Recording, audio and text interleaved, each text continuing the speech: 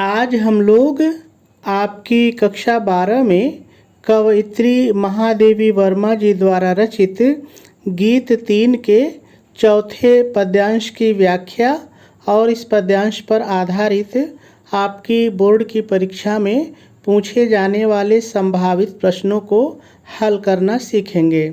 सबसे पहले हम लोग हमेशा की तरह इस पद्यांश में जितने भी शब्द आए हैं पहले इन सभी शब्दों पर एक नज़र डालेंगे और यदि इनमें से किसी का अर्थ कठिन है तो पहले उसका सरल अर्थ देखेंगे, उसके बाद हम लोग इसकी व्याख्या करेंगे। देखिए, यदि किसी भी पद्यांश में आए हुए सभी शब्दों का सरल अर्थ आपको मालूम हो जाए तो व्याख्या में फिर कहीं कोई दिक्कत नहीं रह जाती है। ठीक है, तो चलिए इस पद्यांश में जितने भी शब्द आए हैं पहले इन सभी शब्दों का सरल अर्थ देख लेते हैं।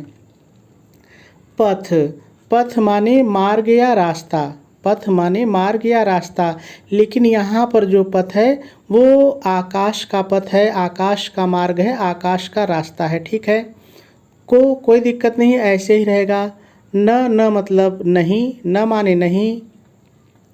मलिन, मलिन माने मैला या गंदा या कलंकित, तीनों होता है, जो आपको अच्छा लगे उसका प्रयोग कर लीजिए। ठीक है।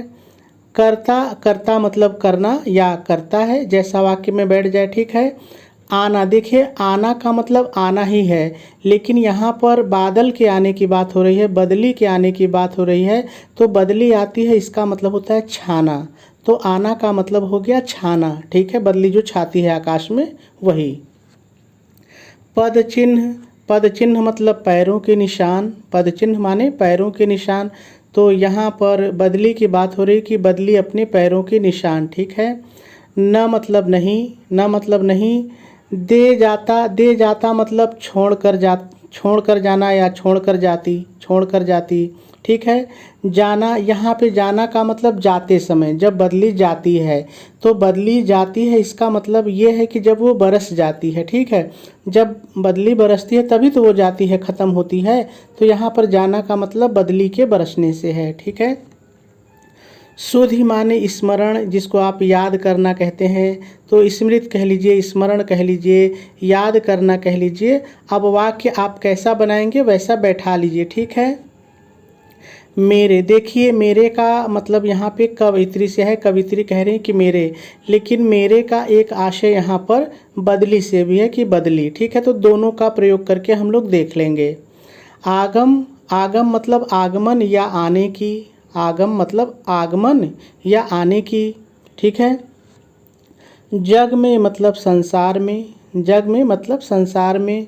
सुख की, सरल है, कोई दिक्कत नहीं है।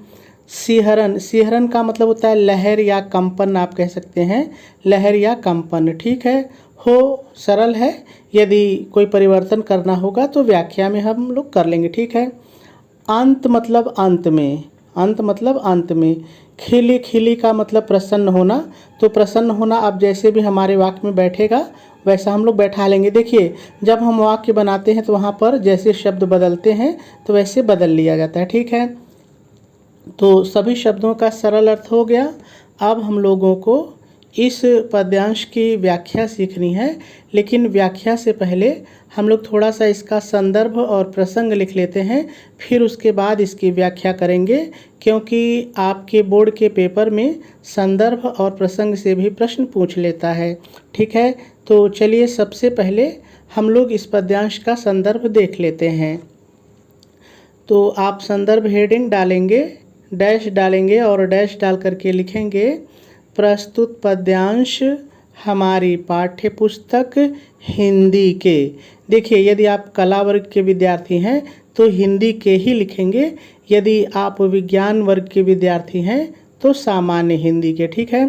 सामान्य हिंदी के काव्य खंड में संकलित गीत 3 शीर्षक से उद्धृत है, पूर्ण विराम लगाएंगे और आगे लिखेंगे इसकी रचना आधुनिक युग की मीरा के नाम से प्रसिद्ध कवयित्री श्रीमती महादेवी वर्मा जी ने की है।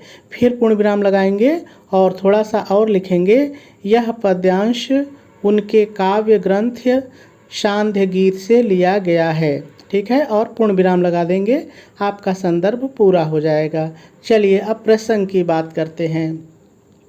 आपको पता है कि प्रसंग में हम लोग वही बात करते हैं जो व्याख्या की मुख्य बात होती है, या आप ये कह सकते हैं कि जो कवि या कवित्री पद्यांश में अपनी भावना को व्यक्त करते हैं। तो देखिए इसमें क्या प्रसंग होगा। आप प्रसंग हेडिंग डालेंगे, डैश डालेंगे और डैश डाल करके लिखेंगे, प्रस्तुत पद्यांश में कवयित्री महादेवी वर्मा जी स्वयं के जीवन की तुलना जल से भरी हुई बदली से करती हुई स्वयं के जीवन को भी बदली के समान ही निष्कलंक बताया है। पूर्ण विराम लगा देंगे और आपका प्रसंग भी पूरा हो जाएगा। चलिए अब हम लोगों को इस पद्यांश की व्याख्या सीखनी है। तो देखिए हम लोग इस पद्यांश की व्याख्या को 2 बार सीखेंगे, तो आप दोनों ही बार की व्याख्या को ज़रूर देखिएगा, क्योंकि दोनों ही बार की व्याख्या में आपको निश्चित रूप से कुछ न कुछ नया सीखने के लिए ज़रूर मिलेगा। ठीक है, तो चलिए सबसे पहले हम लोग विस्तार से इस पद्यांश की व्याख्या को सीखते हैं और जानते हैं कि आखिर इस पद्यांश में है क्या। तो देखिए बहुत ही सरल पद्यांश है।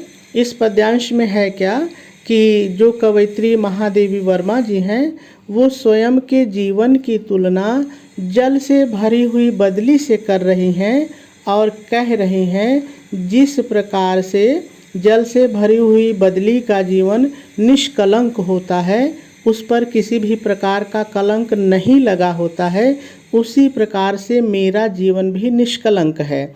लेकिन वो इस बात को कह कैसे रही हैं, आ जाइए पद्यांश पर और देखते हैं। तो कवयित्री कहती हैं, पथ को न मलिन करता आना, पद चिन्ह न दे जाता जाना। कवयित्री स्वयं के जीवन की तुलना जल से भरी हुई बदली से करती हुई कहती हैं कि जिस प्रकार से बदली के आकाश में, अब आ जाइए पद्यांश पर, बदली के आकाश में आने पर अर्थात छाने पर वह आकाश के मार्ग को मैला नहीं करती है, और जाने पर भी अर्थात बरस जाने पर भी वह अपने पैरों के निशान को छोड़कर नहीं जाती है। अर्थात कवयित्री के कहने का तात्पर्य है कि जिस प्रकार से जल से भरी हुई बदली का जीवन निष्कलंक होता है, उसी प्रकार से मेरा जीवन भी निष्कलंक है। मैंने कभी भी अपने जीवन में मानवता के प्रतिकूल ऐसा कोई भी कार्य नहीं किया है जिससे मेरे जीवन पथ पर कोई कलंक लगा हो। ठीक है, और पूर्ण विराम लगा देंगे। चलिए आगे देखते हैं। फिर थोड़ा सा पहले अपनी तरफ से जोड़ करके लिखेंगे, जिस प्रकार निष्कलंक, इतना जोड़ लीजिए, जिस प्रकार निष्कलंक बदली के आगमन की स्मृति मात्र से संपूर्ण संसार में सुख की लहर दौड़ जाती है और अंततः संपूर्ण संसार प्रसन्न हो जाता है, उसी प्रकार से, अब कवित्री के संदर्भ में कहना है, उसी प्रकार से मेरे निष्कलंक जीवन के आगमन की स्मृति मात्र से भी इस संपूर्ण संसार में सुख की लहर दौड़ जाती है और अंततः संपूर्ण संसार प्रसन्न हो जाता है। पूर्ण विराम लगा देंगे और आपकी व्याख्या पूरी हो जाएगी। चलिए अब हम लोग दोबारा एक एक शब्दों का प्रयोग करके भी इस पद्यांश की व्याख्या को सीखते हैं। सबसे पहले आप व्याख्या हेडिंग डालेंगे, डैश डालेंगे और डैश डाल करके पहले थोड़ा सा आपको अपनी तरफ से जोड़ करके लिखना पड़ेगा। आपको अपनी तरफ से क्या जोड़ करके लिखना पड़ेगा, ध्यान से सुनिए। प्रस्तुत पद्यांश में कवयित्री महादेवी वर्मा जी स्वयं के जीवन की तुलना जल से भरी हुई बदली से करती हुई कहती हैं कि जिस प्रकार से बदली के आकाश में, अब आ जाइए पद्यांश पर, आकाश में आने पर वह आकाश के मार्ग को मैला नहीं करती है और जाने पर भी वह अपने पैरों के निशान नहीं छोड़कर जाती है। अब यहाँ पर फिर थोड़ा सा आपको अपनी तरफ से जोड़ के लिखना है। ध्यान से सुनिए क्या लिखना है। अर्थात जिस प्रकार से बदली का जीवन निष्कलंक होता है, उसी प्रकार से मेरा जीवन भी निष्कलंक है। मैंने कभी भी अपने जीवन में मानवता के प्रतिकूल ऐसा कोई भी कार्य नहीं किया है जिससे मेरे जीवन पथ पर कोई कलंक लगा हो। ठीक है, और पूर्ण विराम लगा देंगे। चलिए आगे देखिए, फिर थोड़ा सा आपको अपनी तरफ से जोड़ के लिखना है। जिस प्रकार निष्कलंक, इतना अपने से जोड़िए। जिस प्रकार निष्कलंक बदली के आगमन की स्मृति मात्र से संपूर्ण संसार में सुख की लहर दौड़ जाती है और अंततः संपूर्ण संसार प्रसन्न हो जाता है, उसी प्रकार से मेरे निष्कलंक जीवन के आगमन की स्मृति मात्र से इस संसार में सुख की लहर दौड़ जाती है और अंततः संपूर्ण संसार प्रसन्न हो जाता है। पूर्ण विराम लगा देंगे और आपकी व्याख्या पूरी हो जाएगी। अब हम लोगों को इस पद्यांश का काव्य सौंदर्य और इस पद्यांश पर आधारित आपकी बोर्ड की परीक्षा में पूछे जाने वाले संभावित प्रश्नों को हल करना सीखना है। तो चलिए पहले हम लोग इसका काव्य सौंदर्य देख लेते हैं। यदि इस पद्यांश में रस की बात की जाए तो इसमें वियोग श्रृंगार रस है। ठीक है, यदि छंद की बात की जाए तो यह मुक्तक छंद है। यदि अलंकार देखा जाए तो इस पद्यांश में मुख्य रूप से मानवीकरण और अनुप्रास, ये दो अलंकार हैं। ये दोनों अलंकार कहाँ पर हैं, चलिए हम लोग पद्यांश में देख लेते हैं ताकि आपको याद रहे। तो देखिए, जब हम लोग यहाँ देखते हैं जाता जाना, तो यहाँ पर भी ज वर्ण आया है और यहाँ पर भी ज वर्ण आया है। और आपको पता है जब किसी भी पद्यांश में एक वर्ण एक से अधिक बार आता है, यानी कि उसकी पुनरावृत्ति होती है, तो अनुप्रास अलंकार होता है। तो यहाँ पर हमको अनुप्रास अलंकार देखने के लिए मिल जाता है। ठीक है, यहाँ पर देखिए सुख की सिहरन, तो कुछ विद्वानों का मानना है कि ये सुख की जो है इसी के साथ है। तो यहाँ पर भी स और यहाँ पर भी स वर्ण की पुनरावृत्ति होने के कारण यहाँ पर भी अनुप्रास अलंकार है। ठीक है, अब यहाँ पर देखिए, यहाँ पर भी न और न वर्ण की पुनरावृत्ति है, तो यहाँ पर भी अंत्यानुप्रास है। तो आप अनुप्रास भी लिख सकते हैं क्योंकि अंत्यानुप्रास अनुप्रास का ही एक रूप होता है। ठीक है, तो पहला अलंकार हो गया। अब दूसरे अलंकार की यदि बात की जाए तो देखिए, इन सभी पंक्तियों में जो बदली है उसका मानवीकरण किया गया है। तो उस यहाँ पर दूसरा जो अलंकार है वो मानवीकरण है। चलिए आगे देखते हैं। यदि भाषा की बात करें तो इस पद्यांश की जो भाषा है वो शुद्ध परिष्कृत खड़ी बोली है। ठीक है, शैली इस पद्यांश की गीतात्मक और प्रतीकात्मक है। गुण इस पद्यांश में माधुर्य है। और यदि शब्द शक्ति की बात की जाए तो शब्द शक्ति इस पद्यांश में लक्षणा है। ठीक है, चलिए अब हम लोग इस पद्यांश पर आधारित आपकी बोर्ड की परीक्षा में पूछे जाने वाले संभावित प्रश्नों को हल करना सीखते हैं। तो चलिए सबसे पहले हम लोग प्रश्न की सूचना को पढ़ लेते हैं कि आखिर आपके बोर्ड के पेपर में प्रश्न पूछता कैसे है। तो देखिए प्रश्न इसी तरह से पूछता है, आप भी मेरे साथ पढ़ लीजिए। उपर्युक्त पद्यांश को पढ़कर निम्नलिखित प्रश्नों के उत्तर दीजिए। और आपके बोर्ड के पेपर में इसी तरह से 5 प्रश्न पूछे जाएंगे। वो 5 प्रश्न जो मैंने लिए हैं इसमें से भी हो सकते हैं, इसके बाहर से भी हो सकते हैं, क्योंकि एक ही पद्यांश पर बहुत सारे प्रश्न बन जाते हैं। लेकिन इतना ज़रूर है कि यदि आपने संदर्भ, प्रसंग, व्याख्या और काव्य सौंदर्य को समझ लिया है तो सभी प्रश्नों के उत्तर लिख लेंगे, कहीं कोई दिक्कत नहीं होगी। ठीक है, तो चलिए यहाँ पर जो मैंने प्रश्न लिए हैं उनको हल करना सीखते हैं।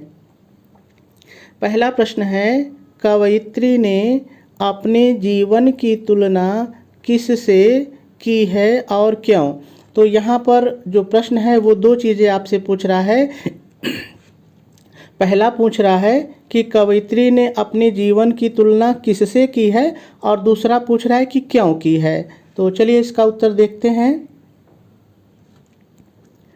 आप उत्तर डालेंगे, डैश डालेंगे और डैश डाल करके लिखेंगे, कवयित्री अपने जीवन की तुलना जल से भरी हुई बदली से की है। एक उत्तर हमारा पूरा हो गया।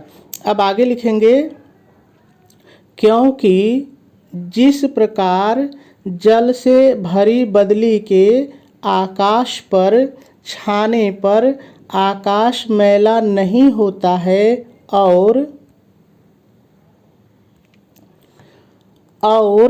न ही उसके बरसने के बाद ही आकाश मैला होता है, उसी प्रकार से कवयित्री का जीवन भी मैला नहीं है, अर्थात निष्कलंक है।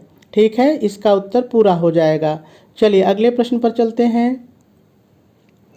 अगला प्रश्न आपसे पूछ रहा है, प्रस्तुत पद्यांश की अलंकार योजना पर प्रकाश डालिए। यानी प्रश्न आपसे पूछ रहा है कि इस पद्यांश में कौन से अलंकार हैं। तो देखिए आप उत्तर डालेंगे और लिखेंगे, उत्तर डाल के लिखेंगे, प्रस्तुत पद्यांश में क्रमशः ज, स और न वर्ण की पुनरावृत्ति होने के कारण अनुप्रास अलंकार और बदली को मानव के रूप में अभिव्यक्त करने के कारण मानवीकरण अलंकार है। ठीक है, और इसका उत्तर भी पूरा हो जाएगा। चलिए आगे चलते हैं। अगला प्रश्न आपसे पूछ रहा है, कवयित्री का स्मरण लोगों में खुशियाँ क्यों बिखेर देता है।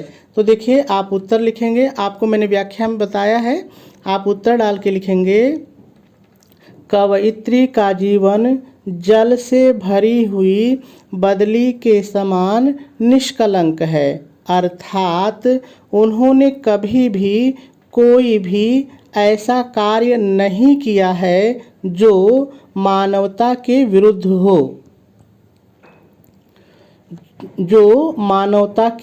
हो, इसलिए कवयित्री का स्मरण लोगों के जीवन में खुशियाँ बिखेर देता है। ठीक है, इसका उत्तर भी हो जाएगा। चलिए अगले प्रश्न पर चलते हैं।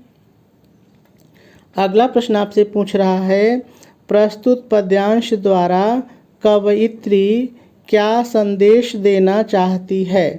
तो आप उत्तर डालेंगे और लिखेंगे, थोड़ा सा यदि समझेंगे तो लिख लेंगे उत्तर। आप उत्तर डाल के लिखेंगे, प्रस्तुत पद्यांश में कवयित्री स्वयं की तुलना जल से भरी हुई बदली से करती हुई यह संदेश देना चाहती है कि मनुष्य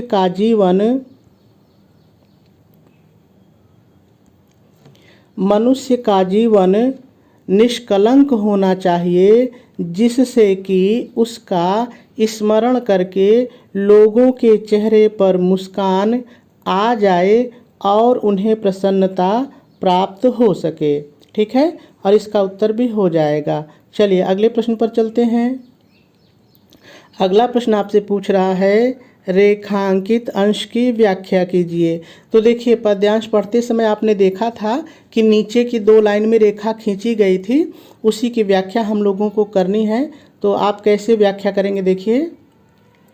सबसे पहले आप हेडिंग डालेंगे रेखांकित अंश की व्याख्या। ठीक है, उत्तर डालेंगे और हेडिंग डालेंगे रेखांकित अंश की व्याख्या और डैश डाल करके लिखेंगे प्रस्तुत रेखांकित अंश में। ध्यान रहे अब आप यहाँ पद्यांश नहीं लिखेंगे क्योंकि आप पूरे पद्यांश की व्याख्या नहीं कर रहे हैं, केवल लाइन की व्याख्या कर रहे हैं। तो आप लिखेंगे प्रस्तुत रेखांकित अंश में कवयित्री महादेवी वर्मा जी स्वयं के जीवन की तुलना जल से भरी हुई बदली से करती हुई कहती हैं कि जिस प्रकार से बदली के आगमन मात्र को स्मरण करके संपूर्ण संसार प्रसन्न हो जाता है, उसी प्रकार से मेरे निष्कलंक जीवन का स्मरण करके भी संपूर्ण संसार आनंदित हो उठता है। ठीक है, पूर्ण विराम लगा देंगे और आपका ये प्रश्न भी पूरा हो जाएगा। तो मेरे ख्याल से आपको बात ज़रूर समझ में आई होगी।